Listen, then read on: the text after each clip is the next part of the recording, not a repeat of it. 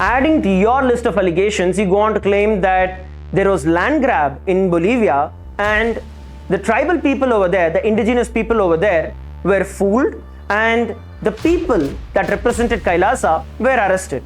Here's the most revealing aspect of this entire fabricated controversy. If the individuals from Kailasa were truly arrested of the serious crime of land trafficking and fooling the indigenous people as you claim, why were they then simply deported back to their home countries, be it India or the US or Sweden and China, rather than being prosecuted under the Bolivian law? Think logically. When somebody commits a crime, an actual crime, on the Bolivian soil, the standard legal procedure is to prosecute them in Bolivia, not just send them back home. What kind of criminal investigation ends with suspects being released back to their home countries without charges, without trials, or without extradition requests? This deportation, without prosecution, conclusively proves that we are not criminals, that this is a very clearly politically motivated immigration maneuver. This reveals your entire criminal narrative as a complete fabrication. No crime was committed, which is precisely the reason why no charges were filed.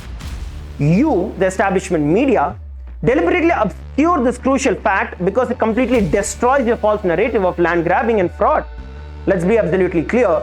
These agreements which are in question were between a US-based Hindu organization and the indigenous Bolivian communities. These are conservation partnerships that explicitly respect indigenous ownership and sovereignty, not land acquisitions or land grabs or fooling the indigenous in any sense. The Supreme Pontiff of Hinduism further is not a signatory to any of these agreements. By deliberately misattributing these agreements, you, the corrupt media, reveal your intention to attack the entire Hindu diaspora. As a matter of fact, these agreements include support for environmental protection and sustainable development, preservation of indigenous knowledge systems, humanitarian aid and development assistance, cultural exchange and promotion of indigenous rights, and all of these agreements are fully in compliance with the Bolivian laws, particularly the law number 465 and the ILO Convention 169, which is endorsed by these indigenous leaders who retain sovereignty under Bolivia's constitution. Article 30 of the Bolivian Constitution explicitly guarantees indigenous peoples the right to self-determination and territoriality.